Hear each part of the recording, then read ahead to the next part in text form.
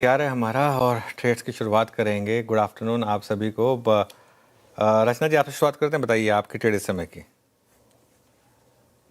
जी मेरी इस वक्त की ट्रेड जाइडस लाइफ रहेगी और ये रिजल्ट के चलते I think this is an upswing which is playing out strongly.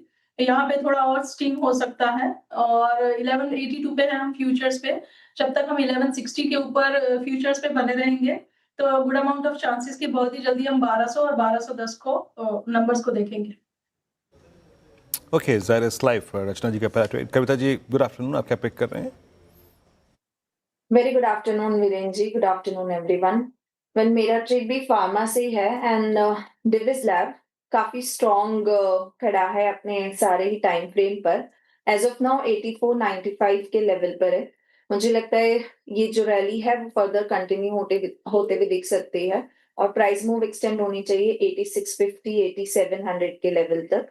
तो आप डिविस लैब पर एक बाय ट्रेड इनिशिएट कर सकते हैं। स्टॉप लॉस मेंटेन करें 8450 का। डिविस लैब फार्मा स्पेस आप देखें तो 0.1% ऊपर यहाँ की काउंटर्स अच्छा करते हुए। अमित जी गुड आफ्टरनून, आपकी ट्रेड। जी good afternoon Shreya ji, good afternoon Anuj ji, Viren ji and everybody on the panel. Shreya ji मेरी ट्रेड ऑटो सेक्टर से रहेगी। अशोक लेलैंड में रिसेंटली हमने एक स्ट्रॉन्ग ब्रेकआउट देखा था और पिछले 2-3 दिनों से एक पुल बैक यहाँ पे आ रहा था जो कि लग रहा है आज कंप्लीट हुआ है। स्टॉक ने 10 डेमा से एक थ्रस्ट जनरेट किया और ओवरऑल ट्रेंड यहाँ पे पॉजिटिव है क्योंकि एक लंबे कंसोलिडेशन के बाद स्टॉक बाहर आया है। तो इसे बाय करना है। लगभग 176 का प्राइस है। 173 का स्टॉप लॉस रहेगा और टारगेट्स हमारे 182 रुपीज के रहेंगे अशोक लेलैंड में। ओके, मीनवाइल जाइडस की मैंने बात की थी, डे हाई पर आ गया है श्रेया वो स्टॉक। और जैसे मैं कह रहा था ना, इनकी जो गाइडेंस इतनी स्ट्रांग है, मुझे लग रहा है कल यहाँ पर कुछ अपग्रेड्स आ सकते हैं। ठीक है ना, बाकी तो देखिए जो इवेंचुअली ब्रोकरेज डिसाइड करेंगे वही डिसाइड करेंगे, लेकिन चांस रहेगा कल यहाँ पर ब्रोकरेजेस के अपग्रेड्स आने का। तो ये एक स्टॉक है जहाँ पर शानदार मोमेंटम है इस समय। गाबा सर के पास चला है। गाबा सर गुड आफ्टरनून, क्या ट्रेड आपकी? Good afternoon. मेरा रहेगा फार्मा क्षेत्र से और रहेगा डॉक्टर रेड्डी। हायर टाइम पे मुझे लगता है यहाँ पर बेस बन चुका है। ट्रेड कर रहा है 1201। स्टॉप लगाएंगे बहुत ही टाइट, ज़्यादा नहीं होगा, 1195 का, मतलब करीब 6 रुपीज़ का है।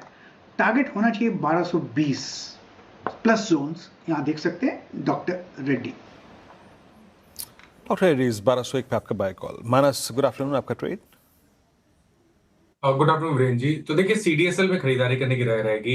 सीडीएसएल ने लगातार 100 मूविंग एवरेज पे सपोर्ट किया है, आज अपने 10-20 मूविंग एवरेज को रीगेन किया है। सीडीएसएल में करंट लेवल्स पे खरीदारी करने की राय रहेगी।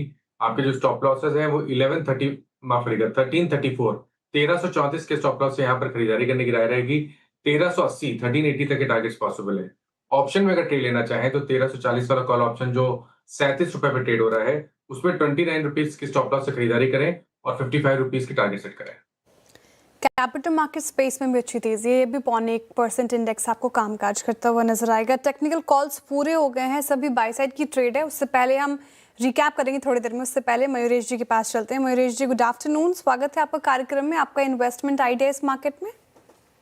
Shreya ji, afternoon Anuj ji, afternoon to everyone on the panel. तो हमें लगता है I think mid cap private banks ने काफी शानदार नतीजे दिए हैं और इसमें करूर वैश्य बैंक हमें काफी पसंद आ रहा है। आप कोई भी पैरामीटर देखिए, एडवांसेस ग्रोथ, डिपॉजिट्स में जो एक डिसेंट बढ़ोतरी हुई है, एडवांस डिपॉजिट रेशियो, न्यूज में आई थिंक जो स्टेबिलिटी देखने मिली है year on year quarter on quarter basis पे, एसेट क्वालिटी प्रेशर्स कम होते जा रहे हैं year on year quarter on quarter basis पे, प्रोविजनिंग कवरेज काफी डिसेंट है, कैपिटल एडुकेसी काफी स्ट्रॉन्ग है। And even with in the lending division I think corporate और कमर्शियल डिवीजन में जो इन्होंने कैप लगाया है इन terms of the overall size, और यहाँ पे जो ग्रॉस स्टेज 2 और ग्रॉस स्टेज 3 के एसेट्स निकल के आ रहे हैं एब्सोल्युटली मैनेजेबल लेवल्स पे है।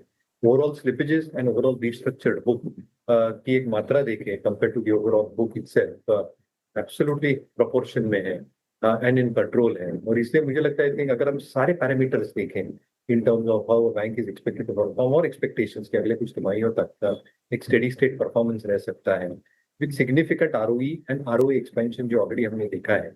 कहीं ना कहीं I think Karur Vysya bank earnings के लिहाज से काफी स्ट्रॉन्ग होते हैं। करूर वैश्य बैंक हमें काफी पसंद आ रहे हैं। क्लियर डिस्क्लेमर, ये स्टॉक हमारे पोर्टफोलियोज में है तो क्लाइंट्स के पास एक पोजिशनिंग।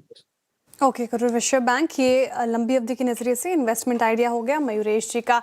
चलिए रिकैप कर देती हूँ, target and stop loss jot down कर लीजिए। रचना जी ने जाइडस लाइफ चुना है और शानदार नतीजे आते हुए उसके बाद स्टॉक में पंख लग गए हैं। 1200-1210 के टारगेट देख रही हैं रचना जी इसमें, और 1160 का आपको स्टॉप लॉस मेंटेन करना है। कविता जी कह रही हैं कि फार्मा से स्पेस से डिविस लैब को चुना जा सकता है क्योंकि यहाँ पर स्ट्रेंथ है। 8650, 8700 के टारगेट है उनकी तरफ से। 8450 का आपको स्टॉप लॉस मेंटेन करना है। अमित जी ऑटो स्पेस से चुन रहे हैं अशोक लेलैंड को। 182 की टारगेट है, 173 का आपको स्टॉप लॉस लगाना है। गाबा सर भी फार्मा स्पेस से चुन रहे हैं डॉक्टर रेड्डीज। निफ्टी का गेनर भी बना हुआ है आज के सत्र में।